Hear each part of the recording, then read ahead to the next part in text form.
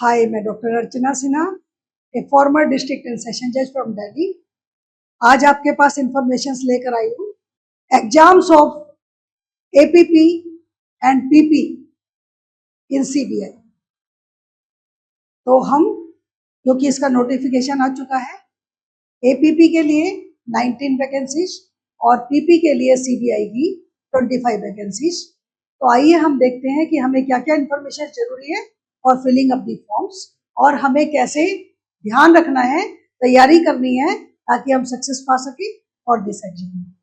तो हम देख रहे हैं एडवर्टीजमेंट नंबर 12/2025 और ये वैकेंसीज यानी जो हमें नजर आ रही है वैकेंसी डिटेल्स, ये है 19 vacancies. Check for the post of assistant public prosecutor in CBI. अगर हम थोड़ा सा आगे जाएंगे इसी वैकेंसी के चार्ट पर, तो हम देखेंगे कि these are the vacancies, 25 vacancies for the post of public prosecutor in CBI. अब फ्रेंड्स, हम सबसे पहले ये समझे कि एपीपी और पीपी इन दोनों के एग्जाम्स में क्या फर्क है। एपीपी का जो एग्जाम है उसमें हमारी पे मैट्रिक्स जो है, पे लेवल, वो है 7। लेकिन जब हम पीपी के एग्जाम की बात करते हैं तो इसकी पे लेवल है 10, पे लेवल 10। देखिए कितना डिफरेंस है। अब हम थोड़ा सा पे लेवल को समझे। इसका पे लेवल जो है 7 वाला, उसका मतलब है कि इसका पे स्केल है 44,900 से लेकर 142,400। This is the pay scale, पे लेवल का। और जब हम पे 10 की बात करते हैं, लेवल 10 की, तो इसका पे लेवल है 56,100 से लेकर 177,500। यानी कि ये लेवल काफी ऊपर के लेवल का है। हम थोड़ा सा इस बात पर ध्यान दें कि हमें एपीपी के लिए क्या चाहिए रिक्वायरमेंट। इसके लिए हमें रिक्वायरमेंट चाहिए एलएलबी की डिग्री, राइट। और इसके लिए हमें रिक्वायरमेंट में 7 इयर्स प्रैक्टिस चाहिए। तो जिनकी 7 इयर्स प्रैक्टिस हो चुकी है उनके लिए मैं कहूंगी कि वो दोनों अप्लाई करें, एपीपी का भी एग्जाम अप्लाई करें और पीपी के लिए भी। अगर हम प्रीवियस ईयर के पैटर्न को देखते हैं एग्जाम के, क्योंकि अभी सिलेबस उन्होंने अनाउंस नहीं किया है इस साल के एग्जाम के लिए, तो हम पुराना पैटर्न देखते हैं।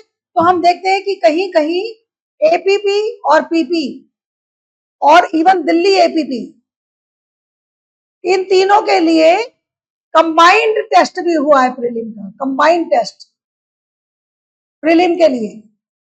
जैसे कि हम 2015 में, 2017 में और ये इसमें देखते हैं कि इसमें कंबाइंड टेस्ट भी हुआ है। हमने प्रीवियस ईयर के क्वेश्चन से उसका सिलेबस और उसमें कितने क्वेश्चन आएंगे वो निकालने की कोशिश की है, वो हम आपको जरूर बताएंगे। क्योंकि सिलेबस हम तभी बता सकते हैं आपको जब इन्होंने अनाउंस किया है। तो अभी तक हम लोग जो नोटिफिकेशन है उसमें हम ये देख पा रहे हैं कि इसमें आपको कभी कभी प्रीलिम एग्जाम कंबाइंड होता है, और कंबाइंड में हमें क्या क्या पढ़ना है वो मैं बताऊंगी। थोड़ा सा हम और ध्यान दें, पीपी का जो एज है, क्योंकि इसमें 7 इयर्स प्रैक्टिस रिक्वायर्ड है, पीपी का एज है हमारा 35 for UR and EWS, right. तो एडीजे लेवल का 7 years practice, 35 years of age general के लिए। और जब हम ओबीसी पर जाते हैं और जब हम, तो ये +3 इयर्स है, और एससी एसटी पर जाते हैं तो ये +5 इयर्स है। सेम चीज एपीपी के लिए है, लेकिन इसमें जो एज है वो है 30 इयर्स। तो मतलब ये कि जो 7 इयर्स प्रैक्टिस है उसमें 35 इयर्स की एज है, और जो जिसमें प्रैक्टिस रिक्वायरमेंट नहीं है उसमें 30 इयर्स की एज है जनरल के लिए। और ओबीसी के लिए हम +3 कर लेंगे और SC/ST के लिए +5 कर लेंगे। ये हमारे डिफरेंसेस हैं। फीस जो है वो 25 रुपए देनी है फॉर अदर्स। SC/ST के लिए no fees, no fee, right. तो ये दोनों एग्जाम की रिक्वायरमेंट है फीस जमा करने की। आपको जो एग्जाम के लिए अप्लाई करना है वो 23 अगस्त से लेकर आप 11 सितंबर तक अप्लाई कर सकते हैं। तो देखिए ये नोटिफिकेशन और ये अभी तक ऑन है। आप बिना देरी करें, जिसमें भी आपकी एलिजिबिलिटी हो जा रही है उसमें आप अप्लाई कर दीजिए और देरी मत करिए, क्योंकि 11 सितंबर रात के 12 बजे से 1 मिनट पहले यानी 23:59 आवर्स इस तक आप अप्लाई कर सकते हैं। और इसमें आप बिल्कुल भी देरी मत करिए, क्योंकि ये एग्जाम बहुत ही अच्छा और कम सिलेबस वाला है और लेवल ऑफ पे बहुत ही बेहतर है। तो लेवल 10 इज वेरी गुड पे और लेवल 7 भी कम नहीं है, ये वाली पे है। तो जो दोनों के लिए एलिजिबल है वो दोनों के लिए अप्लाई कर सकते हैं। एग्जाम एक भी हो सकता है। कभी कभी क्या होता है कि ऐसा भी पॉसिबिलिटीज है कि यूपीएससी प्रीलिम के एग्जाम के बाद मेंस नहीं ले, इन दोनों में से किसी एक के लिए सीधा इंटरव्यू ले, depending on the candidates to appear and qualify, right. अब हम थोड़ा सा नजर मारेंगे इस बात पर कि हमारा जो सिलेबस और स्कीम निकल कर आ रही है वो किस तरह की निकल कर आ रही है। अगर हम पिछले एग्जाम का देखें, राइट, तो हमने अपनी तरफ से चार्ट बनाने की कोशिश की है जिसमें क्या क्या सब्जेक्ट्स कवर हो रहे हैं और कितने कितने मार्क्स के कवर हो रहे हैं। ये नोटिफिकेशन और ये जो हमने बनाया है अपने उससे, ये हम आपको डाल देंगे साथ साथ ही इसके, और आप आराम से देख सकेंगे। नोटिफिकेशन तो आपको वेबसाइट पे भी मिल जाएगा। एग्जाम यूपीएससी कंडक्ट करती है और यूपीएससी कंडक्ट करती है मतलब थोड़ी मेहनत आपको ज्यादा अच्छे से करनी पड़ेगी, राइट। देखिए इसमें हम देख रहे हैं क्रिमिनल लॉ, क्योंकि पीपी के एग्जाम में, चाहे वो एपीपी का एग्जाम है चाहे पीपी का एग्जाम है और सीबीआई के लिए है, क्रिमिनल लॉ तो बेसिस है, एविडेंस एक्ट आएगा ही। क्रिमिनल लॉ में यहां लिखा हुआ है सीआरपीसी, एविडेंस एक्ट और आईपीसी। ये क्यों लिखा है? क्योंकि 2023 का है। हमारा जो ये इन्फोर्स हुआ है 1 जुलाई 2024 को सीआरपीसी बीएनएसएस हो गया है, एविडेंस एक्ट बीएसए हो गया है और आईपीसी बीएनएस हो गया है। तो आप ये मान लीजिए कि अब जो सिलेबस आएगा वो इन तीनों को ऐड करते हुए आएगा और इनको बीएनएसएस, बीएनएस और बीएसए करते हुए आएगा। तो हम इसके एग्जाम पैटर्न में क्या देख पा रहे हैं, प्रीलिम के एग्जाम में 120 मिनट्स आपके पास अवेलेबल है, 2 आवर्स, 120 क्वेश्चंस हैं, यानी कि 1 मिनट में आपको 1 क्वेश्चन अटेम्प्ट कर लेना है 100% अटेम्प्ट करने के लिए। ये टाइम मैनेजमेंट आपको इसमें डेफिनेटली करना पड़ेगा, राइट। लेकिन मार्क्स का जो पेपर है वो है 300 मार्क्स का मतलब है कि एक क्वेश्चन पर 2.5 मार्क्स आपको मिलेंगे। मतलब आपके एक क्वेश्चन की वेट 2.5 मार्क्स है। तो आप इस ढंग से ही अपनी तैयारी करेंगे। और आप ये देखिए, जब हम ये चीज देख पा रहे हैं तो आप बीएनएसएस, बीएनएस और बीएसए, अगर आप सीआरपीसी, आईपीसी और बीएसए देखेंगे और आपने कभी हमारी क्लासेस देखी होगी, हमारे फोरम से जो कंडक्ट होती है, तो हम पुराने वाले को बेस करते हैं और नए वाले को उसमें जो डिफरेंस आया है वो बताते हैं, क्योंकि हमारा माइंडसेट तैयारी का पुराने वाला है और नए वाले में जहां जहां चेंजेस है हम वो बताते हैं, राइट। तो यहाँ पर आप इसी ढंग से तैयारी कर सकते हैं। इसके बाद हम देख रहे हैं कॉन्स्टिट्यूशनल लॉ, जो कि हर एक पेपर में, हर एक कंपटीशन का बेस है। इसमें हमने देखा है कि लगभग 15 नंबर कवर होते हैं और ये 27 नंबर कवर हो रहे हैं ऊपर क्रिमिनल लॉ के इन 3 पेपर्स में।